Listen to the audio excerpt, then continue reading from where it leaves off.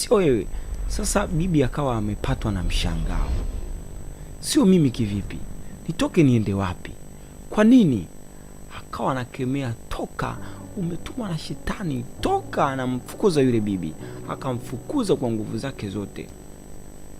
Mwaka 2016 kaka yangu mmoja anaitwa Brother Gideoni. Brother Gideoni yeye ni mtu wa Mungu, anapenda Mungu kweli, anamwomba Mungu kwenye mambo yake na anapenda sana kufanya mambo yake kwa kumshirikisha Mungu.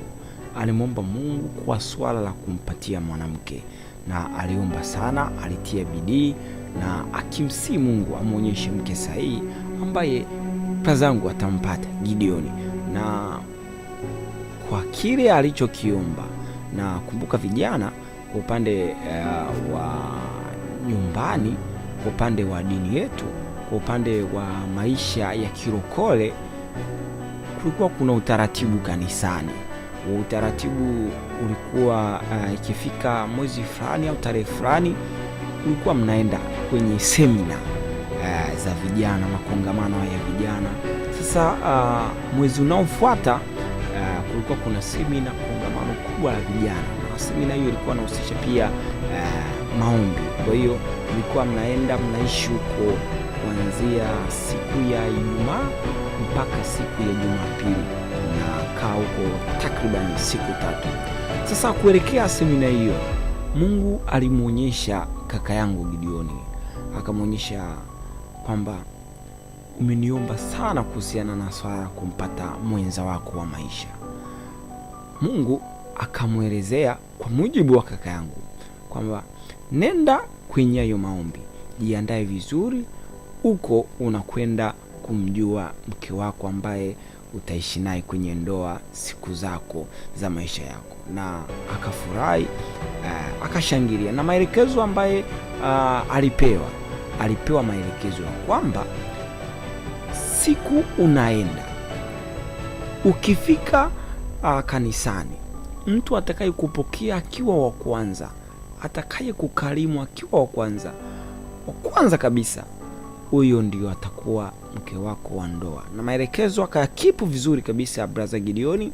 Baada ya kuyakipu kabisa, akajiandaa mapema. Kuna michango ile kama kanisa mnaosafiri waga mnaichanga, akachanga mapema, kila kitu akaandaa mapema, na akawa na furaha ndani ya moyo wake. Sasa anakwenda kukutana na mke wake mtarajia, au mke wake wa maisha, kwa sababu tayari ashasikia kutoka kwa Mungu. Shida iko wapi? Changamoto, tatizo liko wapi? Akafunga safari. Siku ikafika, akafunga safari, akaelekea huko kanisa jirani walikokuwa wanakwenda kwenye hilo kongamano.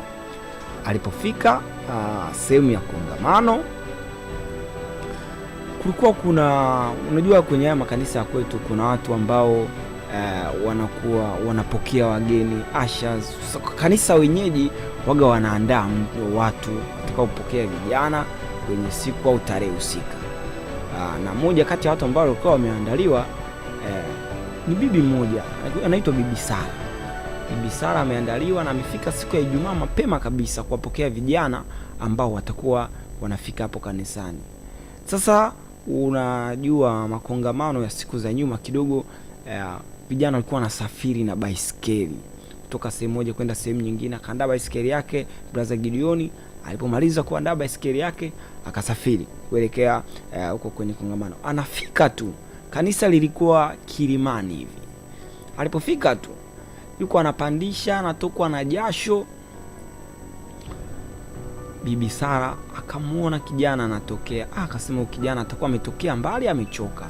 Akamwahi yule kijana, akampokea mzigo wake. Alivyotaka kushika begi lake tu, kijana akakumbuka maono aliyoambiwa, akaanza kukemea, toka kwa jina la Yesu, sio wewe, ninakuamuru toka katika jina la Yesu, sio wewe, umetumwa na shetani, toka. Anamfukuza yule bibi,